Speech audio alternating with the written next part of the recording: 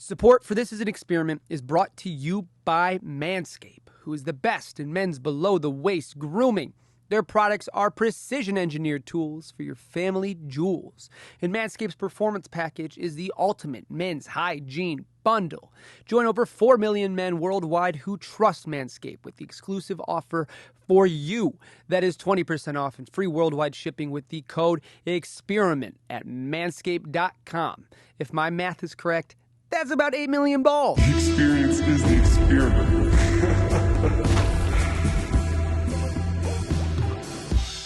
Today's guest hails from Manchester, England, but has since made his way out to Los Angeles, California. He's an artist and he's a songwriter who found huge success with his solo project as well as his band. Please welcome today's guest, the one and only Bipolar Sunshine. Greetings. I appreciate you, brother. Sorry, I messed up the first version, everybody. That is my fault. That is all good. So good, man. So tell me a little bit about you. How did you get your start in the industry? And how did you become Bipolar Sunshine? Whoa. So the first things was I started doing like garage music early on. I was making like with this crew called Night Riders Crew. And then we used to play all over Manchester, sometimes different places around the country. We were doing that for a while, like a Thursday and a Friday, and then school bar on a Wednesday, just like mad places. It was good with my good mess around with my friends. Then after that, we kind of moved on to this group called Action Monkey, which was like with Simeon and James, two guys who were inside of Night Riders, and then we linked up with this guy called Sean Mabaya. After that, to form Action Monkey and Kid British. Kid British. We did that for a while. The first song we made with Sean was called Sunny Days. It was like a big tune that we used, throughout the entire time. That link up made us form into Kid British. We just dropped the Action Monkey. Did that for a while. It was amazing. All those lines from Night Riders has been an incredible journey because I learned how to write bars quick. I was around some sit bars, shout out to Sugar B and Pharaoh. Those guys, I always felt like just had incredible lyrics. Are these guys that you grew up with, the people that were in Kid British? These were friends. So, Pharaoh and Sugar B, they were like two other MCs, and they were just. I always felt they were. They inspired me, to want to write. So after I started doing that, I started to form another group called Action Monkey, which was with James and Simeon, two really good friends who I still good friends with now. And we formed something called Action Monkey, and we were making like R&B-ish type pop stuff, but it was just interesting. It's always been that line, I've always tried to align myself with something that has a pop sensibility, or whether it's electronic side or whether it's a ska side. So then we linked up with Sean Mabaya for Kid British, and then bam, we just had this like link up of all these different sides of ourselves mixed in with Sean, who is an incredible producer. And then we just made Kid British, and we went from there, strength from strength, playing all over the place. We did so many crazy shows. We did things where like the specials like announced us and said like, oh, this band are going to be incredible, and like, play with UB40. Wow. We even got to... Man, UB40? No this way. Is what I'm saying, man. Like, we got to smoke a Big Boy J with them back in the day, man. So, we also did... Our last show was... So, Manny from Stone Roses was always, like, checking for us and coming out live for us. And then he's like, you know what? It's going to be the first show that Stone Roses are coming back. And at this point, we were thinking about splitting up the band, but I was like, nah, we can't split it yet. We need to do this last show. Yeah, man. This is Stone Roses. Off, right? This is Stone Roses at Heaton Park, man. Like, we need to do this. So we went on. It was an incredible way to end an incredible time. Did that, and then from there started to work with this guy called called Jazz Purple. We just locked ourselves in the studio for 6 to 7 months, writing songs for Bipolar Sunshine, both just working at it. And then we had a lot of the songs made, but we just didn't really want to put nothing out yet. Just too soon, you know. We just kind of like figure out what you want it to be, Yeah. you know. And then from Get the that, vision. get the vision right. So in that whole, as soon as we put them online on SoundCloud, it was like within 2 weeks, Zane Lowe was already playing it on Radio 1, ripped it straight down from SoundCloud, bam. Played like, this song was like 5 minutes. This song was long. Did you say you ripped it from SoundCloud? Yeah, he ripped it from SoundCloud. That's fucking amazing. This is what I'm saying. He said he ripped it from SoundCloud, put that stuff right out there. Holy shit. I was like, what? You know? And then all that just started to move, and then we just really just progressed with the project, kept it moving. Did a deal pretty early on. With who? With Polydor. Beautiful. In the UK. Did that for a while. And then the craziest thing must have been, I'm going to say, January of 2016, I think, or 2015, that they said, oh, you know, this, for whatever reason, some of the songs had not done as particularly well as they would have particularly liked. So like, you know what, we're gonna let you go in January. So I was like, all right, cool. So fast forward to February, March, my girlfriend was living in New York.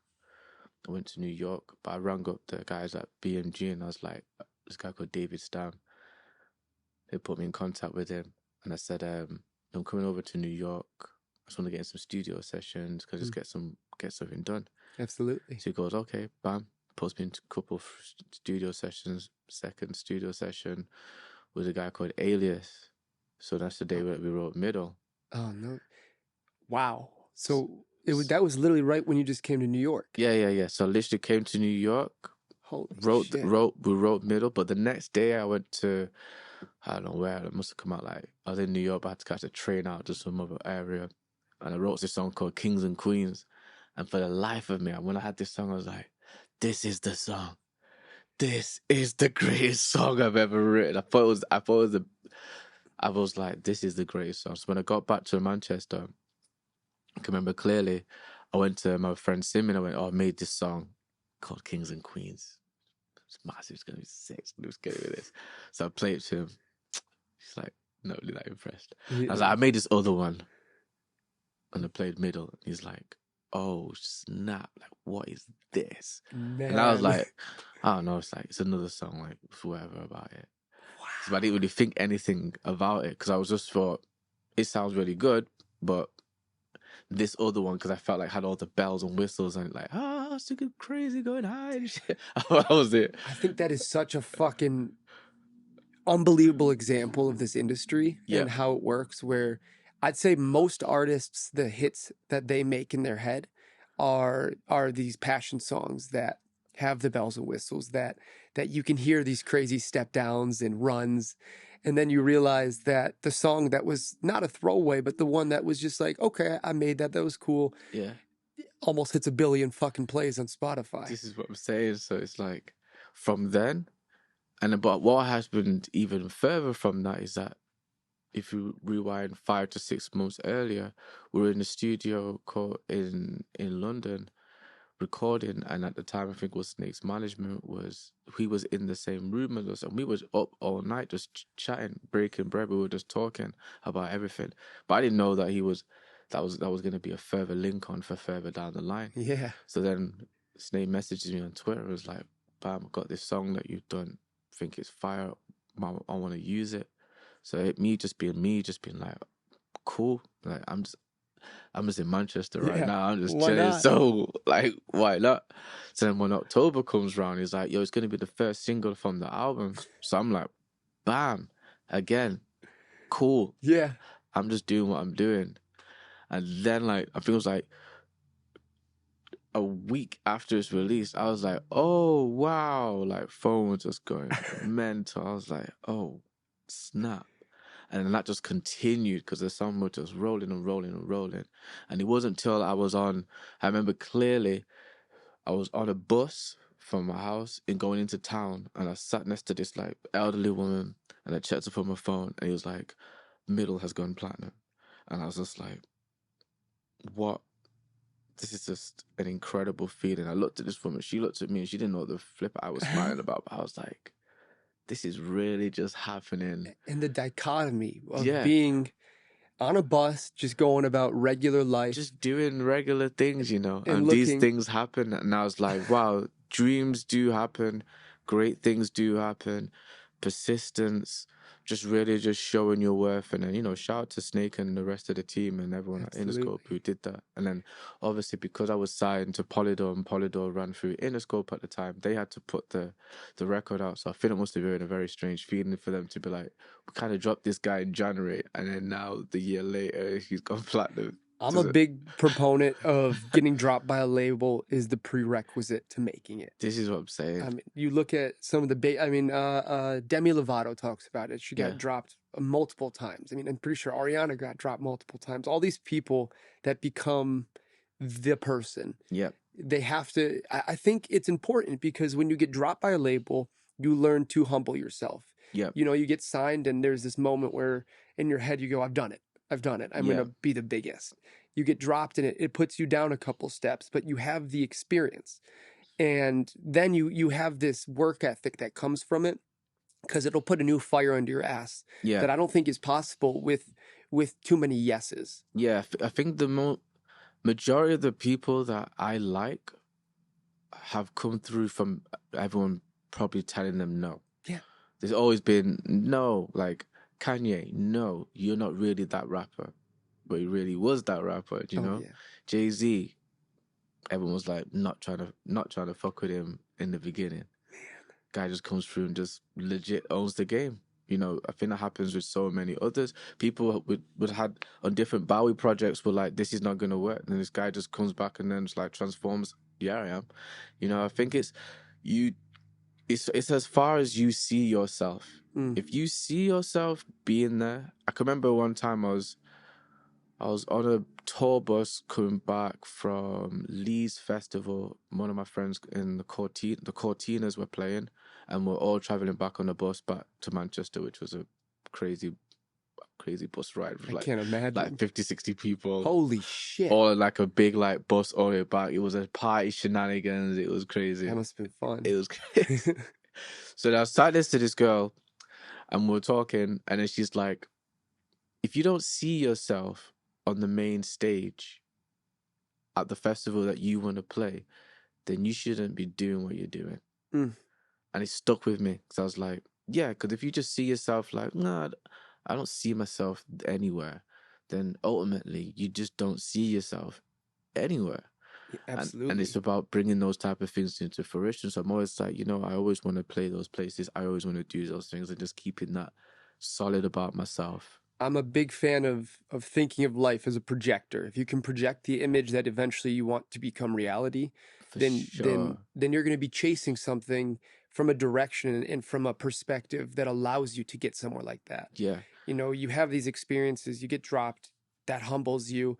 You get in a room with DJ Snake and he ends up taking the song that you didn't expect him to take, sitting on a fucking bus and watching it go platinum. Yep. Now the song, I can't imagine what it's like on all the platforms combined, but it's about to hit 1 billion plays on Spotify. It's crazy. And all of that comes from keeping your head down, grinding, but then also keeping your head up and looking out for the situations that are important for you to be involved in. And I think that's such a massive thing for anybody who wants to come into this industry to understand is it won't happen the first time. It shouldn't happen the first time. Yeah. But you better fucking see yourself on the biggest stage the whole time. Yeah. It's almost like I can remember reading stuff about Prince, and then Prince would always step out as if he's performing that day. He didn't do like, I'm gonna wear jogging bottoms and just like chill. He's like, no, I am this every day. Because if you don't believe I'm this every day, and if his band members would like go and have breakfast and they were just not dressed, like ready to play, he'd be like, yo, go back. Go get changed. Go get changed, man. Because your outfit will change your perspective of the day. If I wake up and just be like, I'm just going to just dress like, I'm just going to be like that all day. Or I'm going to be like, you know what, today I'm like, friggin', I'm going to feel fresh today. Come out feeling smooth with it. I think you also need to, like you were saying, kind of like getting, thinking these thoughts into fruition. You have to be ready for the moment that is make it or break it at all times, whether that's Yeah. going out with your family to eat lunch, and understanding. I think it's hard for people to realize that dressing as accurately as you see yourself in your head, and as It's boldly, important. it's important, but it's scary for a lot of people, and, Yeah. and they're afraid that they're going to be looked at weird or this or Yeah. that. But then when you get into that mindset of understanding that you are doing something that is bigger than just yourself, Yeah. you know, this is something that this is part of my project, this is part Yeah. of what I'm trying to do, then it becomes a beautiful way to express yourself Yeah. as an artist and to show what you're here for. Yeah, to be able to express yourself as an artist is the main for me is the main thing. You always when somebody walks in the room and they're just exuberating like confidence, you're like bam, like you can see that this person's confident. Absolutely. Even if they're wearing the wildest thing, or maybe they're just wearing something tame, but it's just the way their presence Mm. sells it for you. So I've always just been like, you know what? I feel like I've had times where I'm just like, whatever, I'm just gonna just do this today. And then some days I'm just like, you know what? Wake up with the full on energy, go into the studio with that energy, and it really does work. You know, it really does Absolutely. change it. And then just people just being openly friendly with other people, never to see other artists as some form of competition towards you, because there's only 100% of anything.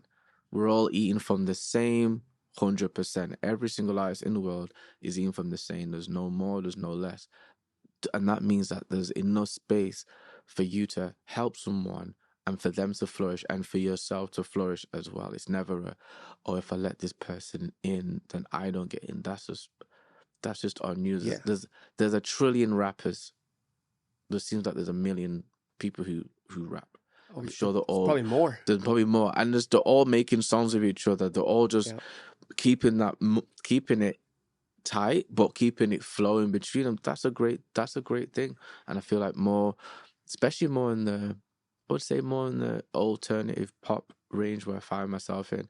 Like to see that more was just trying new things and not feeling like this has to be the one song, this has to be the hit. Like that energy is just too strange. Trust me, I live for the experiment, but there is one place in my life that I don't want to be an experiment, and that's when trimming my balls. Luckily, the Performance 4.0 package is here. Inside this package, you will find the Lawnmower 4.0 trimmer, the Weed Whacker ear and nose trimmer, the Crop Preserver ball deodorant, the Crop Reviver toner, the Performance boxer briefs, and a new travel bag to hold all of your new favorite things. I needed the Lawnmower 4.0 so much more than I ever realized. This thing has a ceramic blade to reduce grooming accidents, all thanks to their advanced skin-safe technology, a flashlight so I can actually see where I'm trimming, and not only that, but this thing's waterproof, so I can trim just about anywhere. I love this thing, and I love the whole 4.0 package, from the Lawnmower, the Weed Whacker, the Crop Preserver, the Crop Reviver, and all the free gifts they threw in. Trust me, fellas, your balls will thank you. Get 20% off and free shipping with the code EXPERIMENT at manscaped.com. That's 20% off and free shipping with the code EXPERIMENT at manscaped.com. Unlock your confidence and always use the right tools for the job with Manscaped. Whenever I go in the studio and someone has like, we're making hits today energy, I'm like, Let's just make some music. This is weird. Yeah. This is weird. People have Who's this watching? weird... Where's the camera? Like, For real. what's going on in here? This is some sort of experiment. People have this weird famine mentality that everything has to be the greatest thing they've ever done, and that every moment they have to fight against whoever's in the room, and that'll be at your detriment, I promise. Yeah, the songs do not come out good. Yeah, because you try it. You're trying too hard. Every single time I've ever tried to be in a try too hard room, I don't want to listen to the song at the end of it. Absolutely. I'm like, oh, what is this? This just sounds like we're trying to make a song good. You can't polish a turd. You know what I mean? Yeah, it's like, it becomes this curated bullshit. yeah, it just feels like, oh, we're trying to figure out what's the last line we need to make this last line mean the sense of the world. You're like, shut up.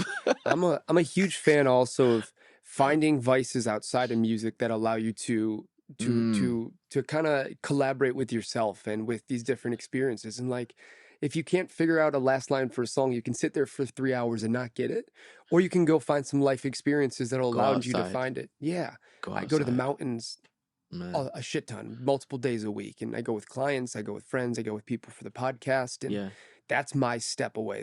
Yeah. There's no service, there's nothing but an acoustic guitar and some weed Man. maybe. Yeah. But it's stepping out of it's making this a job. You know, you're allowed to have fun. You're allowed Yeah. to enjoy yourself. Yeah, because I felt when I first came here and I went to some studio sessions with some people, and I remember this girl, I can't remember her name, but she was like, the way that she was explaining the studio session Mm. was like she was working at a shop. It's Yeah. like, oh, gotta go in from 9 till 2, then I'm doing a 3 till 8, and then I'm gonna do a 10 till 2.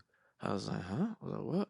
These all these different sessions. I was like, get it. And then I asked her about it, and she was very depressed that her label have heard her make 400 songs and she's not got her first single. I'm like, wow, that sounds like I would never want to be in the place where I've got to write 400 songs to please some person who's obviously they're going to be so lost in the level of music you give. Absolutely. There's no way you can figure out what it's meant to be. You're just going to be chasing your tails. So Yeah. I just feel just going into the studio sessions or going into work with people or reaching out to people recently. Like, again, you reached out to me and I was like, you know, I always take that on board. When people reach out to me, I always try and reach back. Yeah. And I I've appreciate got that. a lot of my good words from there. It's just being open. You know, I always believe that the cleaner one day can be the boss, and the boss can one day be the cleaner. Totally. So if you choose to treat people differently according to where you think they are in their stance in their life right now, then you're viewing it completely wrong. You know, I'd rather build with an artist Mm. than find somebody who's already had that success. I mean, don't get me wrong, there's always a time and place for it, but there's something about the energy of somebody that wants something that they haven't had yet. Yeah. That hunger, that will to just create and enjoy and be excited with where they're at. I mean, we're in Los Angeles making music. That is, for most people who want to be in this industry, That's is the the first dream. man. That is the dream. And the fact that we're making it happen, I mean, that alone, we should be fucking thrilled. Yeah. We get to live in the sunniest place in the world with some of the most beautiful people, some of the most beautiful music. And every day we're walking past a building that some of the greats have had to do with, you know? And Yeah. I mean, we're so lucky. We get to do this. We I get know. to sit with like-minded, happy individuals. I mean, know.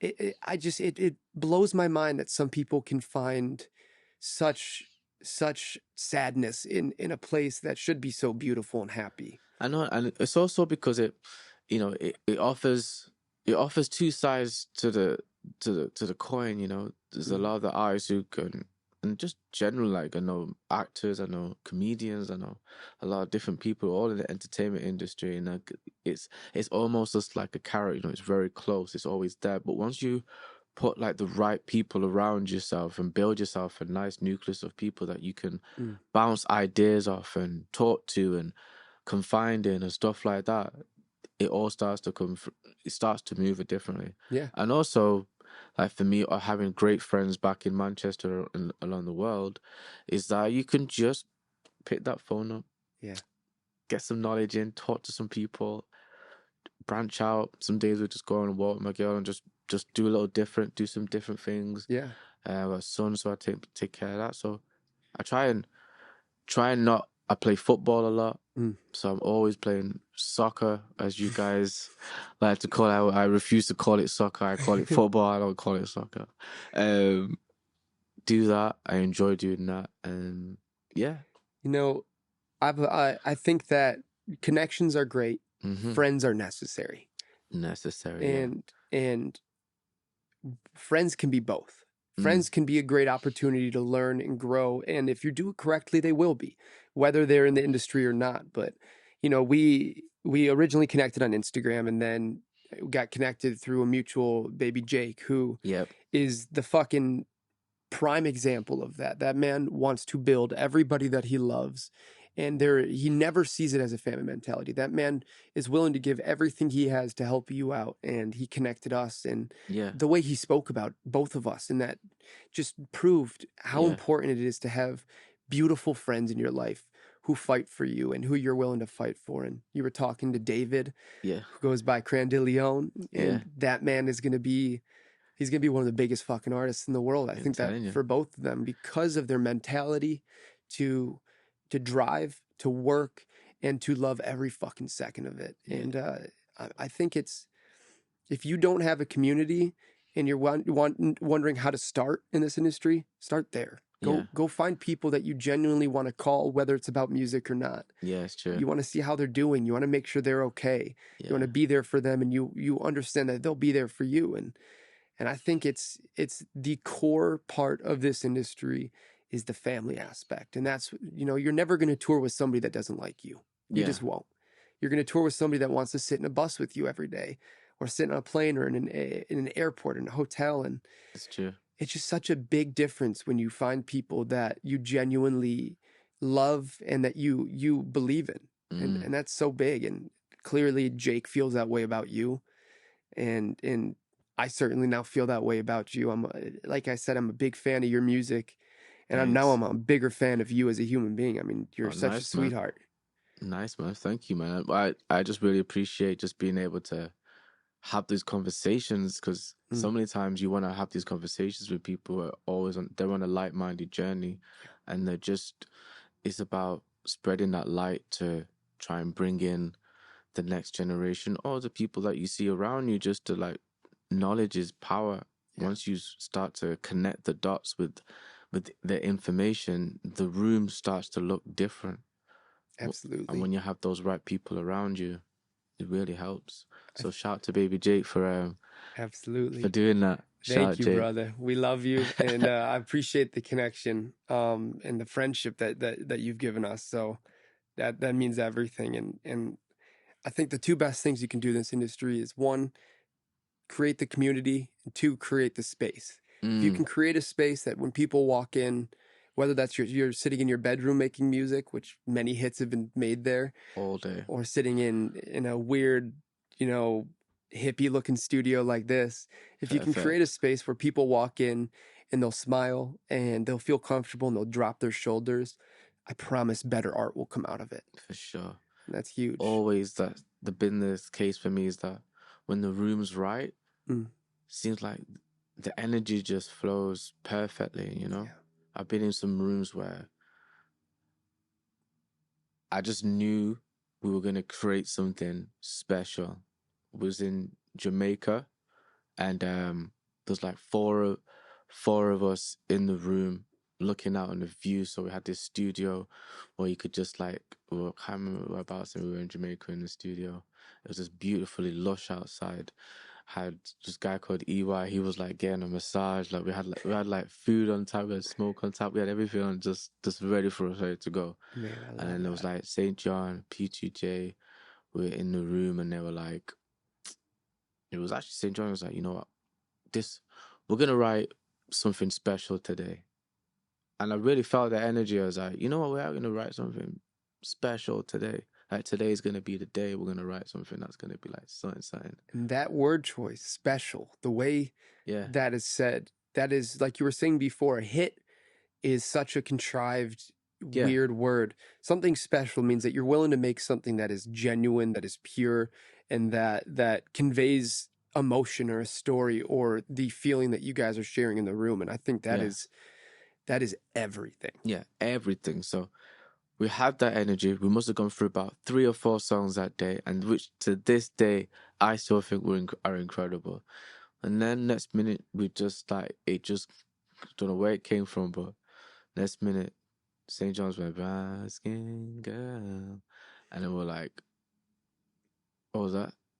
And then when a spark happens, and next minute the song was just forming, boom, boom, boom, boom, boom, boom, boom.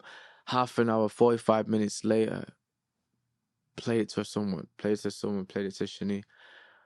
She was like, wow, this is incredible. It's the biggest high. And then next minute, I can't remember where I was. I think I was in I was on Cannes Music Festival, not Cannes, Cannes Film Festival. Sorry. Yeah.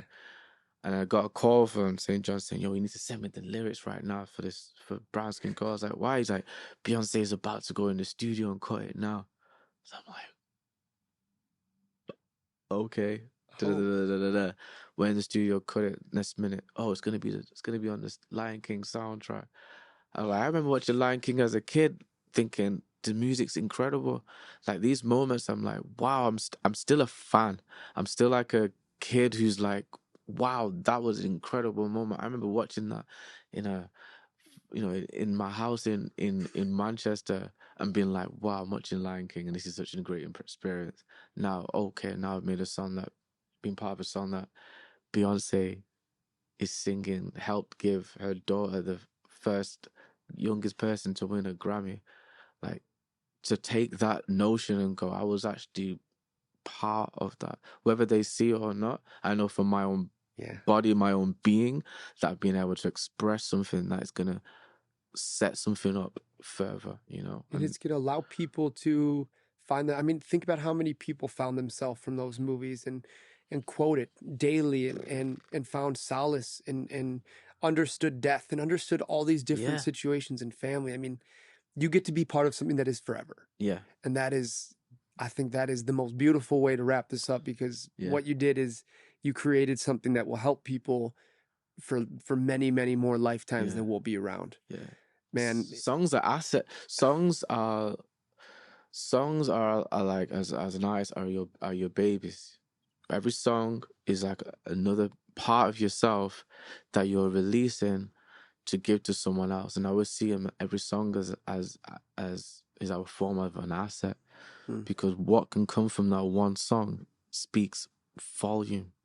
Could go on for so long. Songs that you think are finished, or like, I wrote this song 4 years ago. That doesn't mean it's old. That doesn't mean you just wrote the song 4 years ago.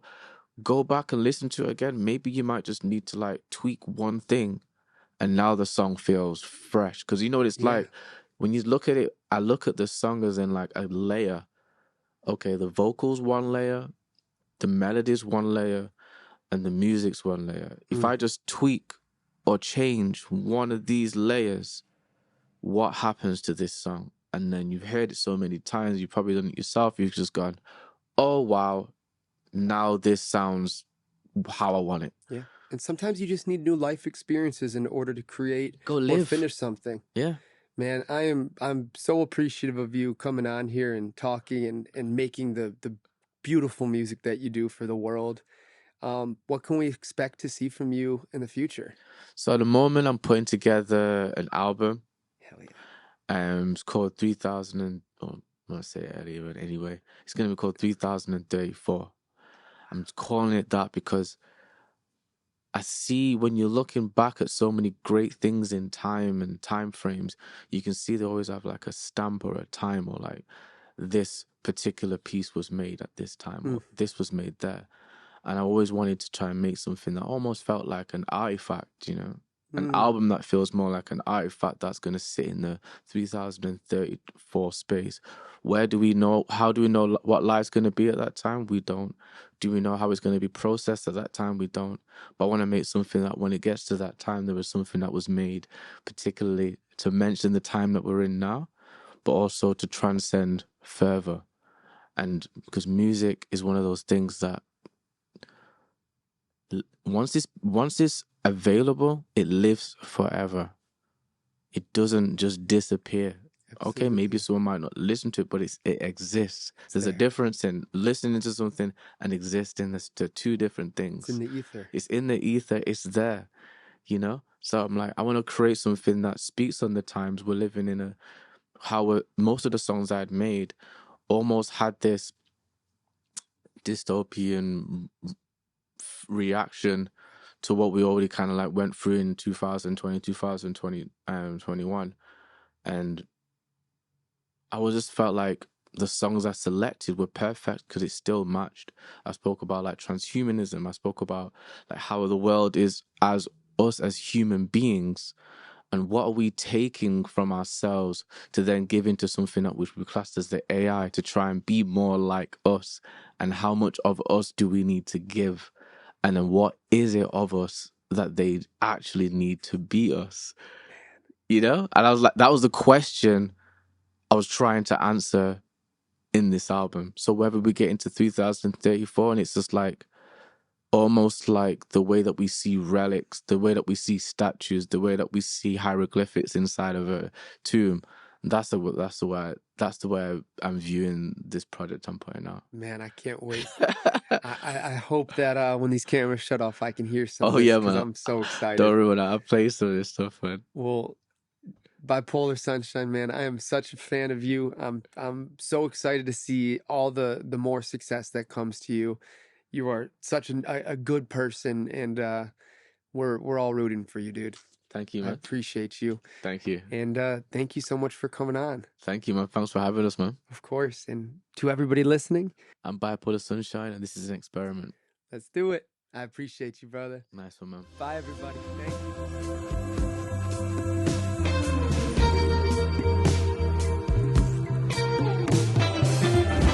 The experience is the experiment.